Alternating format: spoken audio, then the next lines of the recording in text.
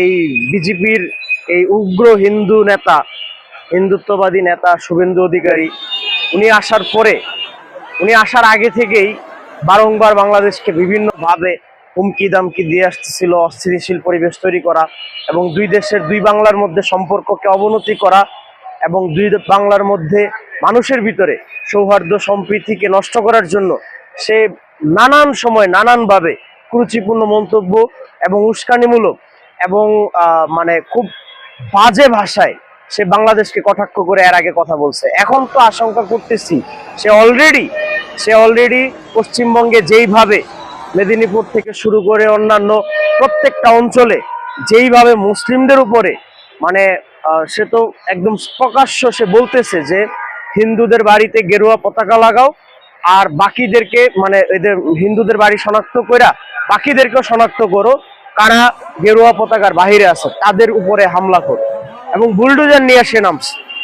বিজেপির মিছিলে দেখবেন আপনার বুলডোজার থাকে, বিজেপির যে আনন্দ মিছিল, এই আনন্দ মিছিলে তারা একটা বুলডোজার নিয়ে তারা নামছে।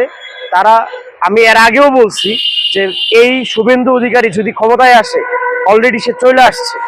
সে একটা করে মুসলমানদেরকে ধরে সে মানে নির্যাতন করে নিপীড়ন করবে, অলরেডি শুরু হয়ে গেছে এবং শুধু ওইখানেই সে পরিস্থিতি খারাপ করতেছে তা না, বাংলাদেশের রাজনীতিতেও বাংলাদেশের ভিতর অভ্যন্তরেও সে বাজেভাবে মানে ইফেক্ট করার নানান ষড়যন্ত্র সে করতেছে। মানে বর্তমানে বাংলাদেশের মুসলমানদের মধ্যে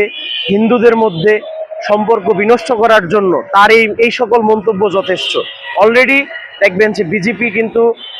বর্ডারে কাঁটাতার নির্মাণ করার জন্য বিজেপি থেকে ছাড় দিছে, জায়গা ছাড় দেওয়া হচ্ছে। বিজেপি বলতেছে যে দ্রুত কাঁটাতার নির্মাণ করতে বা মানে আপনার মানে যেটাই হোক, মানে তার এই ধরনের উগ্র